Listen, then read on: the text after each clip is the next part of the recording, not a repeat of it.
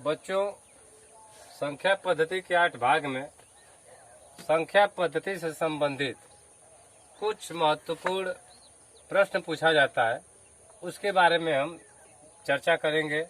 जैसे मान लीजिए हमारे पास दो संख्या दी गई है और दोनों संख्याओं का योग दिया गया है और दोनों संख्याओं का अंतर दिया गया है और पूछ रहा है कि उसमें से बड़ी संख्या कौन सी है। ठीक है, जैसे मान लीजिए हमारे पास दो संख्याओं का योग दिया है और दोनों संख्याओं का अंतर दिया है और पूछ रहा है कि उसमें से बड़ी या छोटी संख्या कौन है। ठीक है, तो इसके लिए सूत्र होता है कि बड़ी संख्या बराबर होता है, अगर बड़ी संख्या पूछेगा तो दोनों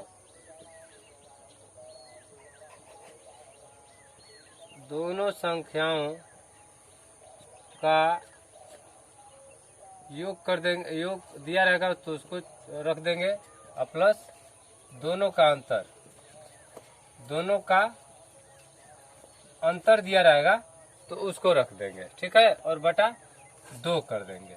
ठीक, अगर मान लीजिए पूछता है कि बड़ी संख्या बताइए, दोनों संख्याओं का योग दिया है और दोनों संख्याओं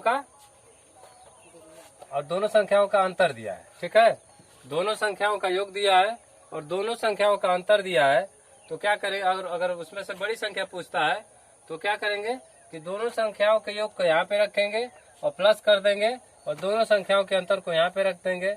ठीक है, और दोनों को जोड़ करके 2 से भाग देंगे तो हमको बड़ी संख्या प्राप्त हो जाएगी। ठीक है, अगर हमसे मान लीजिए छोटी संख्या पूछता है, अगर छोटी संख्या पूछता है तो दोनों संख्याओं का योग यहाँ रखेंगे और यहाँ प्लस के जगह माइनस कर देंगे, दोनों संख्याओं का अंतर यहाँ पे रख देंगे और बटा 2 करेंगे। अगर बड़ी संख्या पूछेगा तो दोनों संख्याओं के योग तथा दोनों संख्याओं के अंतर को जोड़ देंगे और 2 से भाग दे देंगे। अगर छोटी संख्या पूछता है तो दोनों संख्याओं के योग में से दोनों संख्याओं के अंतर को घटा देंगे और 2 से हमको भाग दे देंगे तो हमको छोटी संख्या प्राप्त हो जाएगी।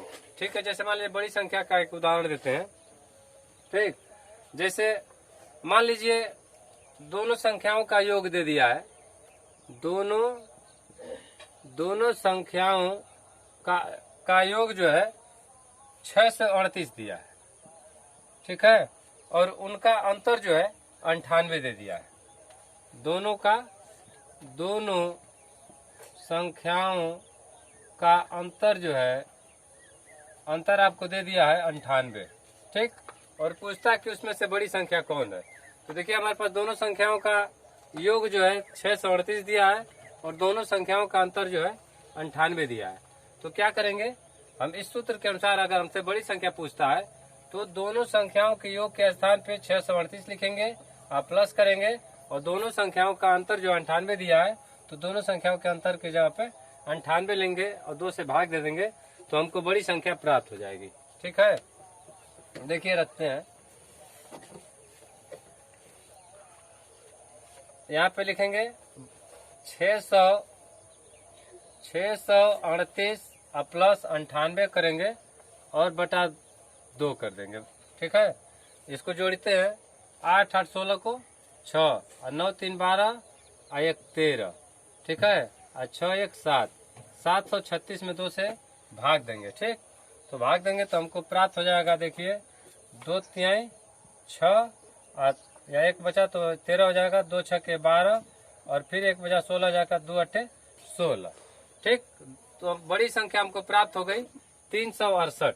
ठीक, अगर हमसे यही पूछता है कि दूसरी संख्या बताइए, अगर हमको बड़ी संख्या प्राप्त हो जा रही है और दूसरी संख्या हमको ज्ञात करना है तो क्या करेंगे, 638 में से 368 घटा देंगे।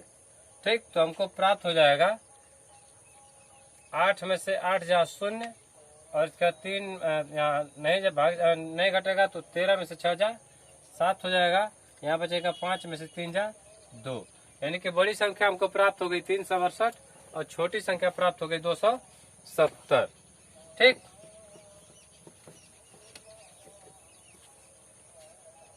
अब देखिए, अब जैसे मान लीजिए दो संख्याओं का गुणनफल दिया है। ठीक, दो संख्याओं का गुणनफल दिया है और उसमें से एक संख्या हमको दे दिया है। ठीक है, दो संख्याओं का गुणनफल हमको दे दिया है। जैसे मान लीजिए हमको दिया है दो संख्याओं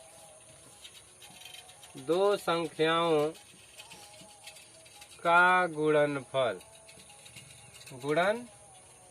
ठीक, हमको दे दिया है कि दो संख्याओं का गुणनफल कुछ भी दे दिया, मान लीजिए दे दिया है, और उसमें से एक संख्या हमको दे दिया है। ठीक है, कोई भी हमको संख्या दे दिया, उनका गुणनफल दिया है, और कोई हमको संख्या दे दिया है और पूछ रहा है कि दूसरी संख्या क्या होगी। ठीक, तो जैसे मान लीजिए दो संख्याओं का गुणनफल मान लीजिए आपका आ जाता है 500। ठीक, दे दिया हमको, दो संख्याओं का गुणनफल 500 दे दिया। अगर एक संख्या हमको मान लीजिए दे देता है 25। ठीक, एक संख्या हमको देखिए यहाँ पे दो चीज दिया, तो हमको दो कंडीशन दिया रहेगा। पहला कंडीशन ये दिया रहेगा कि दोनों संख्याओं का गुणनफल दिया रहेगा, और दूसरा कंडीशन ये दिया रहेगा कि उसमें से जो है दोनों संख्याओं का गुणनफल हमको ये दे दिया है, और उसमें से दूसरा कंडीशन दिया रहेगा कि एक संख्या उसमें से ये है, तो हमको दूसरी संख्या मतलब बताइए। ठीक, तो क्या करेंगे कि दोनों संख्याओं का यहाँ पे लिखेंगे कि अगर दूसरी संख्या पूछ रहा है तो दूसरी संख्या बराबर होता है दो संख्याओं का गुणनफल, और इसके बाद यहाँ पे सूत्र लिख देंगे पहली संख्या। ठीक, दो संख्याओं का गुणनफल हमको 500 दिया था, और एक संख्या हमको दे दिया है 25, तो दूसरी संख्या ज्ञात करना है। तो क्या करेंगे, गुणनफल के स्थान पर यहाँ पे 500 लिख देंगे, और जो दूसरी हमको संख्या दे दिया है वो 25 दिया है, तो यहाँ पे 25 लिखेंगे। अब क्या करेंगे, इसमें से भाग देंगे, 25 दूनी 50, हमको 20 प्राप्त हो गया। ठीक, यानी कि दूसरी संख्या हमारी क्या है, 20 है, और जो संख्या दिया है 25। अब हम 20 और 25 में गुणा करेंगे, यानी कि 20 और गुणे 25 करेंगे तो हमको 500 प्राप्त हो जाएगा। ठीक, इस प्रकार से अगर दो संख्याओं का गुणनफल दिया रहेगा, उसमें एक संख्या दिया रहेगा और दूसरी संख्या पूछेगा, तो एक संख्या से दूसरी संख्या में क्या करेंगे, भाग कर देंगे। ठीक, और एक चीज और हम समझते हैं, जैसे भाग में हमको किसी संख्या से किसी संख्या में भाग देते हैं, तो वो या हमको कितना प्राप्त होता है, और उसमें कौन कौन से अंग होते हैं, कैसे हमको जानना है। देखिए, जैसे मान लीजिए हम कोई हमारे पास संख्या है, ये है जैसे 46,087 हमारे पास 87 संख्या है, और उसमें भाग देते हैं 356 से। ठीक है, देखिए हम यहाँ पे जो है जैसे 46,087 में अगर 356 से भाग देंगे, तो हमको देखिए भाग के 4 अंग होते हैं। पहला एक होता है ये भाजक होता है, दूसरा भाज्य होता है, तीसरा भागफल होता है, और जो नीचे अंत में बचता है उसको शेषफल कहते हैं।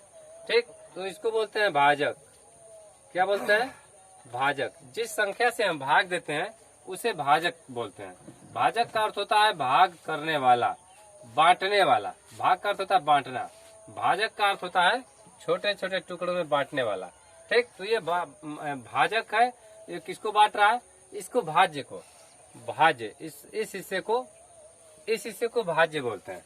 ठीक है, और इसके बाद जो यहाँ पे हमको फल प्राप्त होता है बांटने के बाद, भाग करने के बाद, उसको बोलते हैं भागफल। क्या बोलते हैं, भागफल बोलते हैं। ठीक है, हम इस संख्या से इस संख्या में भाग देंगे, जो हमको यहाँ पे फल प्राप्त होगा उसे भागफल कहेंगे। भाजक माने बांटने वाला, भाज्य माने बंटने वाला, जिसमें भाग जाता है, जिसको बांटा जाता है। ठीक, और भागफल जो हमको कितना कितना हिस्सा मिला है ये हमको यहाँ पे प्राप्त होता है। ठीक, और इसके बाद देखिए जो नीचे बचेगा अंत में शेष बचता है। ठीक, शेष भाग देने पर कोई जरूरी नहीं है कि शेष बचे, लेकिन अगर भाग देने पर जो कुछ भी यहाँ पे बचता है उसे शेष कहा जाता है। ठीक है, अब देखिए हम लोग क्या करते हैं, इस संख्या में 46,087 में 356 से भाग देते हैं। ठीक, तो यहाँ पे एक बार भाग जाएगा। देखिए भाग देते समय क्या क्या विशेष ध्यान रखते हैं। पहले ये ध्यान रखते हैं कि जितनी संख्या, देखिए यहाँ पे 3 अंक की भाग है, जिस संख्या से हम भाग देते हैं उसी को गिना जाता है कि कितने अंक का। देखिए यहाँ पे 356 में हमने 3 अंकों का प्रयोग किया है, 3, 5 और 6, तो ये भाग जो है 3 अंक की है। ठीक, जितना अंक भाजक होता है उतना अंक यहाँ से भी लिखते हैं। ठीक है, अब इसके बाद देखते हैं कि ये जो अंक है 3 अंक जो हमने लिया है ये इससे बड़ा है कि नहीं।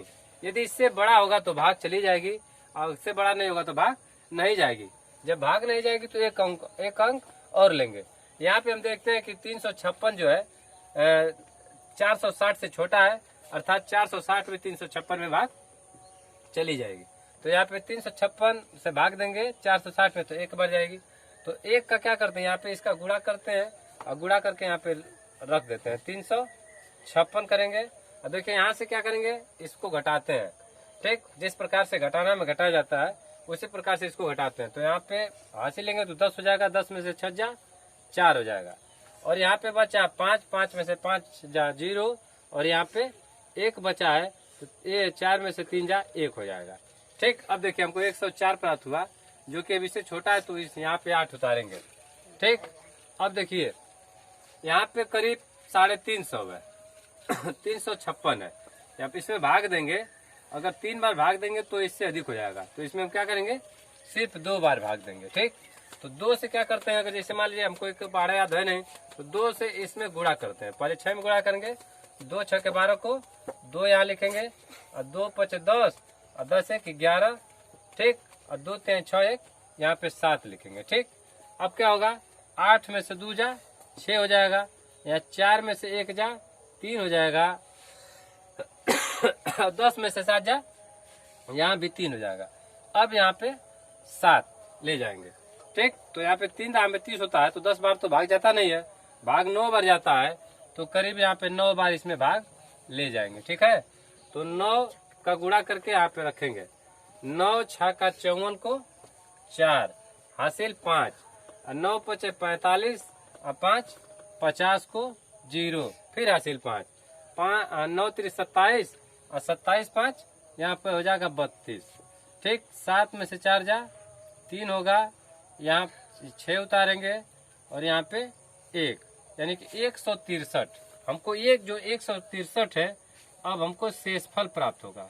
जब हमको आगे संख्या उतारने के लिए और नहीं बचती है तो हम इसको आगे भाग नहीं देते हैं और अंत में जो हमको ये जो फल प्राप्त होता है इसी को बोलते हैं शेषफल बोलते हैं या शेष बोलते हैं। ठीक है, अब जैसे मान लीजिए कि हमको ये चेक करना है कि हमारी भाग सही है कि नहीं। ठीक है, या हमसे पूछता है कि पहले देखिए चेक करते हैं कि भाग सही है कि नहीं, फिर अगला स्टेप देखेंगे।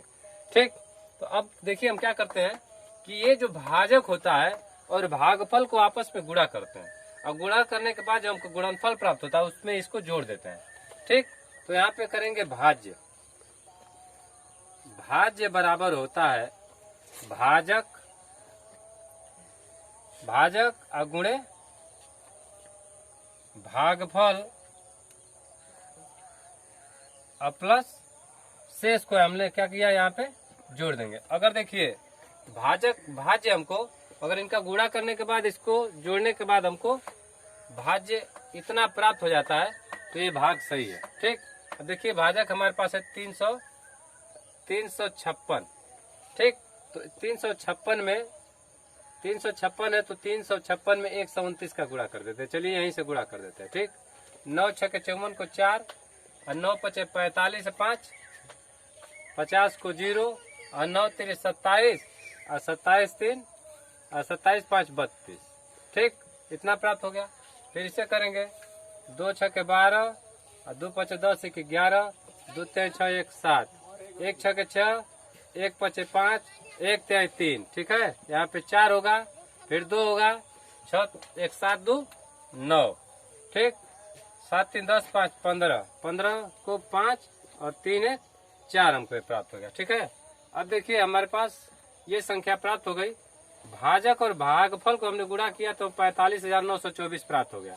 अब 45,000 यानी कि भाजक जो था 365 और गुणे भागफल जो है 129, इसमें हमने जो शेष बचा है 163।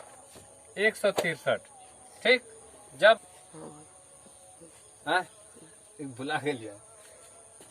देखिए हमारा भाजक जो है 356 और गुणे भागफल 129 और इसमें 163 जोड़ेंगे तो हमको इतना प्राप्त होना चाहिए। ठीक है, तो अब इसको जो गुणा करते हैं, हमको गुणा करने के बाद ये प्राप्त हुआ 45,924 प्लस 163।